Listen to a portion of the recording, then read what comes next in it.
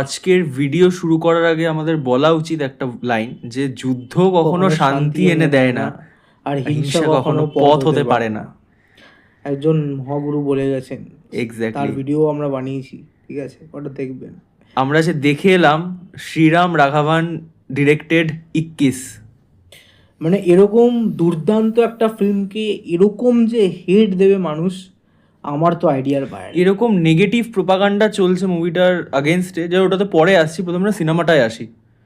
হ্যাঁ, এটা সিনেমাটা দুর্দান্ত হ্যাঁ। হয়েছে। মানে লোকে যে অন্য রকমের ওয়ার ফিল্ম। এক্স্যাক্টলি, এটা ওয়ার ফিল্মের মধ্যেও একটা অ্যান্টি ওয়ার এলিমেন্ট আছে। মানে এটা ওয়ার ফিল্ম হয়েও এটা একটা অ্যান্টি ওয়ার মেসেজ প্রিচ করে। হ্যাঁ, এক্স্যাক্টলি।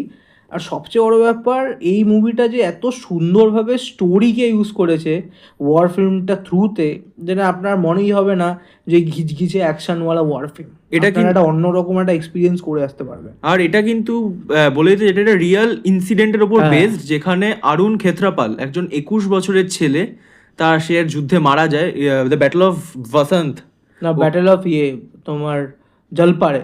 হ্যাঁ, ওখানে মারা যায়। এবং তার বাবা পরবর্তীকালে যখন লাহোর যায়, সেখানে যে অরুণ ক্ষেত্রাপালকে মেরেছিল, সেই মোহাম্মদ নাসের ব্রিগেডিয়ার, সে রিসিভ করে।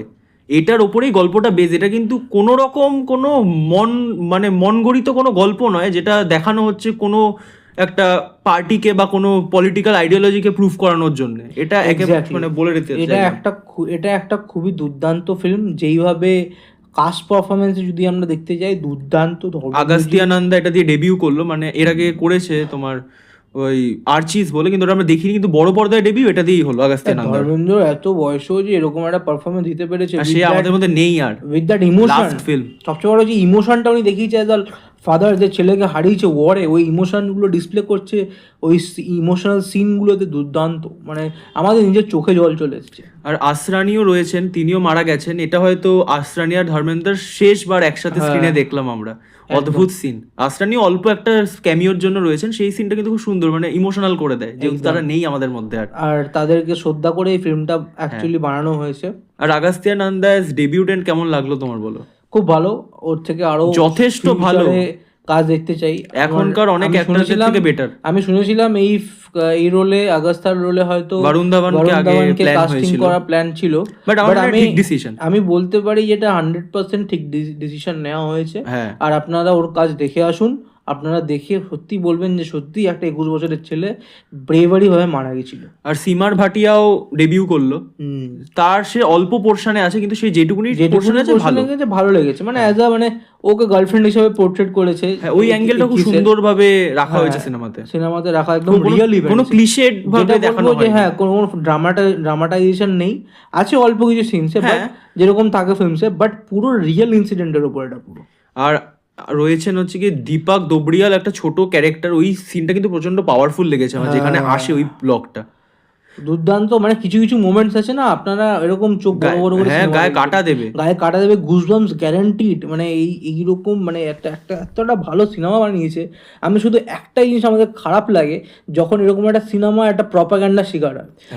যারা এই ফিল্মটাকে রোস্ট করছে বা ট্রোল করছে, তারা এই ফিল্মটাকে দেখেইনি। তারা যদি ফিল্মটা ঠিকভাবে দেখতো, তারা এটা বলতোই না।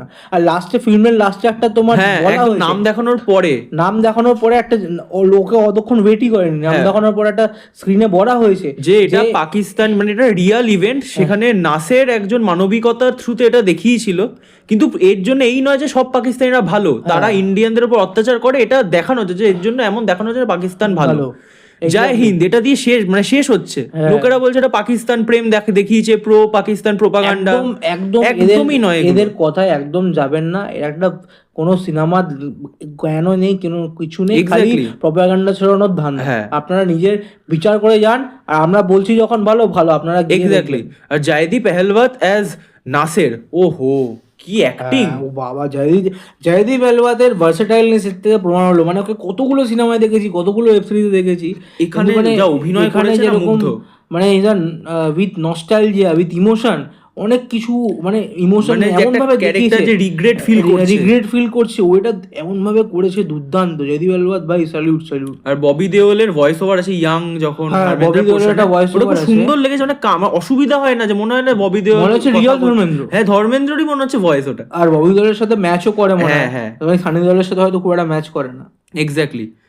মুভিটাকে আমি তো আমার তরফ থেকে 9/10। আমিও 9/10 দেবো। এটা ওয়ান অফ দ্য মানে বেস্ট ওয়ার ফিল্মস আমার দেখা, ঠিক আছে। হ্যাঁ, আর একটা ভালো ওয়ার ফিল্ম সবসময় অ্যান্টি ওয়ার মানে প্রিচ করা উচিত। হ্যাঁ, সবচেয়ে বড় কথা, এটা অ্যান্টি ওয়ার এলিমেন্ট পিচ হ্যাঁ। করে। এটা বোঝায় যে ওয়ার হলে কত কি হ্যাঁ, হতে পারে, after effects of the after war, effects হতে পারে, horrors of the war. কত ফ্যামিলি ডিস্ট্রয় হয়, কত ক্রপস ডিস্ট্রয় হয়, কত হ্যাঁ। দেশটা নষ্ট হয়, কত ক্ষতি হয়। ওখানে যেটা গাছের পোর্শন ছিল, যে আমার এই গাছটার মধ্যে একটা দূরবীন জাতীয় কিছু লাগিয়ে দেয়, সেটা আটকে আছে এবং সেখান থেকে গাছটা কি গ্রো করে গেছে, ওটাকে আটকে নেই।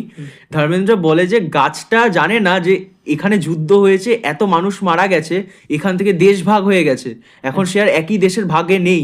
এটা কি সুন্দর, মানে গুজবাম্পস। মানে আমরা যুদ্ধ করে তো যুদ্ধেতে আমরা মরছি, আমরা লড়াই করছি একে অপরে, লাস্টে কিন্তু বলেও যে যুদ্ধ লাস্টে বলেছে কখনোই যে- থামবে না যতক্ষণ না আমরা থামাবো। এক্স্যাক্টলি, যুদ্ধকে আমরাই থামাতে পারি। আর আমরা চাই যে এই মুভিটা একটা এক্সাম্পল হোক কি করে বলিউডে ভালো মুভি বানানো যায়। এখানে কিন্তু কোনোভাবেই হোয়াইট লাইটে পাকিস্তানকে দেখায়নি, কোনোভাবেই হোয়াইট লাইটে পাকিস্তানকে দেখায়নি। এটা একটা রিয়েল এক্সিস্টেন্স, ওটাকেই দেখানো হয়েছে। ওটা অনেকেই বলছে যে এটা নাকি একটা left wing propaganda, left wing আরে তারা সিনেমার আইডিওলজি কিছু জানে না, এটা কোনো পার্টি পলিটিক্স ঢোকানোরই সিনেমা না দেখে যারা রিভিউ করে, যারা প্রোপাগান্ডা ছড়ায়, তাদের জন্য কোনো রকমের কথা শুনবেন না। আমরা যখন বলেছি মুভিটা ভালো, আপনারা যান, দেখবেন, আমাদের এসে বলবেন খুব ভালো লাগে। This is a must watch, এটা বড় পর্দায় মিস করবেন না। হ্যাঁ, তাহলে আজকের মতো আসি, একটু রেগে গেছি, ঠিক আছে। হ্যাঁ, একদম। আবার দেখা হবে একটু ঠান্ডা করে ভিডিও, ঠিক আছে। টাটা। টাটা।